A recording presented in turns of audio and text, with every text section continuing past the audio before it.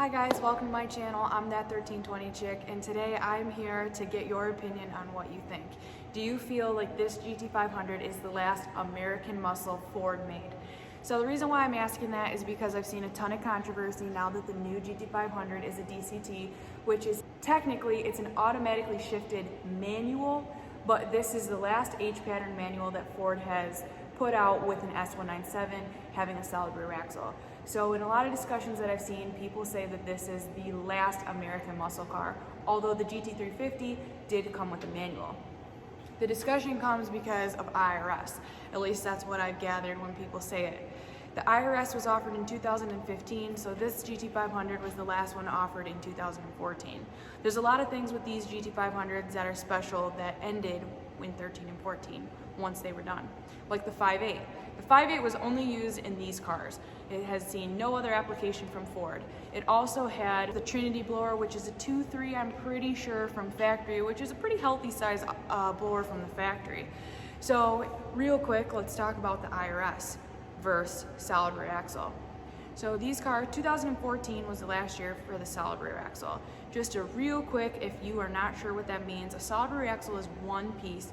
And a lot of people thought this was controversial in 2015 when the IRS came out because they thought it was no longer a drag car or able to be drag raced. Some may still believe that, but the reason that Ford went with the IRS is because it's more comfortable, and the S550 is more of like a driver car, basically, is the way that they described it.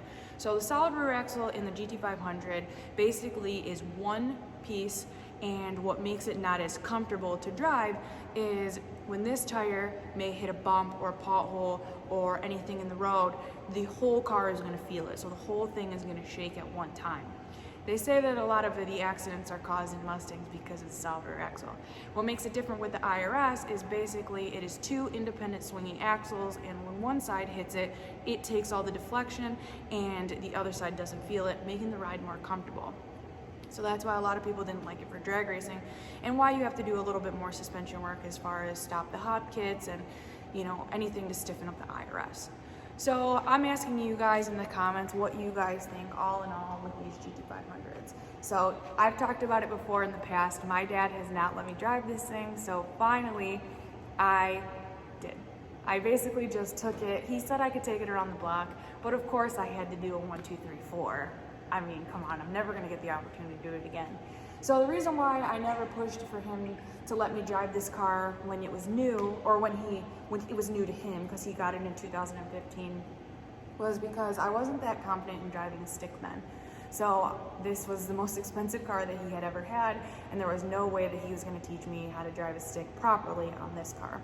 So I had driven a stick at the time, but the only thing I had ever really driven was a Focus ST and a Dart. So if you mess up those kind of things, people don't really care as much as if you were to mess up something like this. So I never pushed it because I was uncomfortable.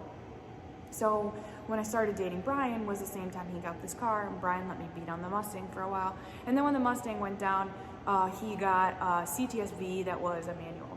So I used to drive that thing around all the time and became a lot more confident. Well, once I told my dad that I was finally confident in driving a stick, I took him around in the wagon.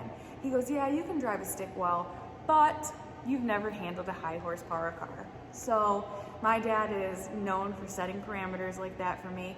No shade on my dad at all. He's just not one of those dads that says, sure, honey, go take this car, or sure, honey, go drive that. Just not the way he is, and I'm kind of glad he never was that way when I was a kid, because I probably would have been a lot more of a brat than I already am. So once my car started to get fast, I think he then started to trust me with some of his cars, because not only was I good at driving a stick, but I could handle something that was a little faster. So this car does make more power than mine does. What is it at now? This car? Mm-hmm. I thought your dad told us that this car made with the new blower like 1070 something, I think. So my dad hasn't told me 100%, or he may have, and I probably just didn't listen, but I'm pretty sure it makes right under 1100 to the wheels. So now he kind of has what you would call, I guess, a drag setup. A lot of people don't do 18s in the rear here and there, but at least it gave him more sidewall for the car to race. So he never really took this car to the track. I think he only did about 3 or 4 times. A lot of people compare GT500s to Supras. They make a ton of power, but they never lay it down the track. So you'll see a Supra that makes 1,400 horsepower and runs 1250s. So that's kind of where this car was. I think when it made a little less power before my dad put the new blower on it, it ran like a 10. Yeah, I think I want to say it ran a 1020, so not bad, but for that amount of power, it should definitely be laying down a better ET than that. So my dad has a really good relationship with the Starkey family, who are the owners of VMP. So VMP wanted him to test out their blower, so he bought it, and unfortunately he's putting the car up for sale, so he didn't really get to test it a whole bunch. But again, with all these facts, what do you guys think? Is this really the last American muscle car? Do you think that because of the H pattern, or I don't know? You know, the more and more I see those discussions and see those comments, I don't think it's fair, because the 350 is still, or the 350 was still H pattern. So that's it. That's me finally driving this car after 5.5 years, and why it took so long to drive it. And I guess I really didn't say my opinion because I don't think anybody cares. I think these are gorgeous. I think S550s are awesome.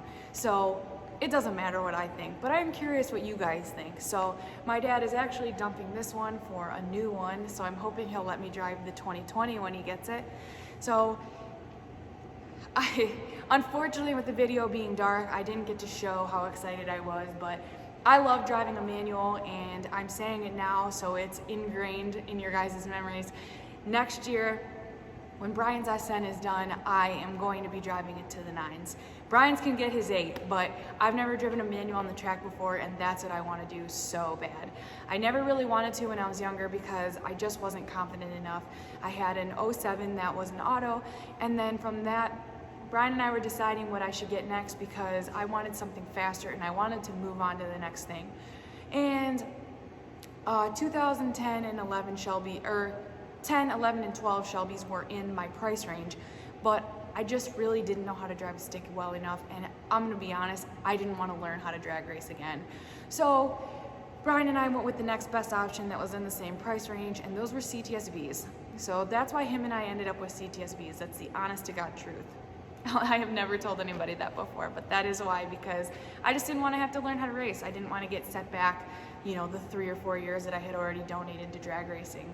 I know it's not a ton, but here I am, and I am set out for 2021 to be able to drive a manual at the track into the 9s. So that's my goal. We're almost there for my goal for my car this year, and then I have one more goal for 2020, and that is to be able to back up the truck and trailer into our driveway by myself with zero guidance. I'm almost there, but I get a little jackknifed a tiny bit, and then I get nervous. So we're getting there. So again, I'm excited to hear you guys' opinions. I'm thinking about doing a live next week. So if you've made it this far in the video, please like, subscribe, share this video with your friends. It would really help me and help the channel. And let me know what time the live works best for you, because I'm really interested in talking to you guys a little bit more personally, because I did a live on Instagram and got a handful of messages asking me to do more. So let me know what you guys think. I'm totally open to suggestions, and I hope you guys don't mind my video dump, because we're gonna have a ton of content coming. So talk to you guys later. Thank you. I know I just mentioned it, so I thought I would update you really quick. I actually was able to back the truck and trailer into the driveway this past weekend all by myself. Yes, this is my happy dance, so please don't make fun. You'll be seeing a lot goofier dance once I do my 8, so don't you worry.